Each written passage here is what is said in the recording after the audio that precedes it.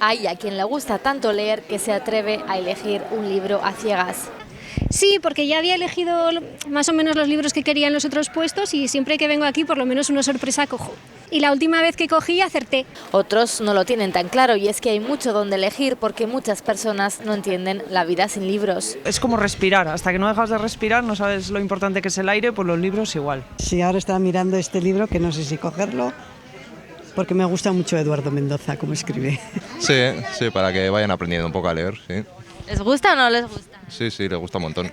Un año más, 15 librerías de Pamplona salen a la calle ofreciendo descuentos y flores. Esta es una de las recomendaciones que nos hacen este año en esta Feria del Libro de Pamplona. Este libro ha ganado el premio de las librerías de Navarra 2019 al mejor libro ilustrado. Se calcula que en torno a un 20% de personas son lectores digitales, pero como ven, los tradicionales, los de toda la vida, siguen teniendo muchos más adeptos.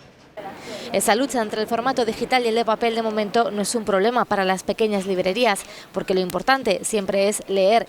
Yo creo que no lo notamos, porque yo creo que la gente que lee en digital, las personas que leen en digital también leen en formato papel, no es una cuestión exclusiva, es la gente que lee es que lee, la gente joven lee en formato papel, no es una cuestión generacional, yo creo, bueno, en mi modesta experiencia de mi librería. Este año, además, una actividad solidaria.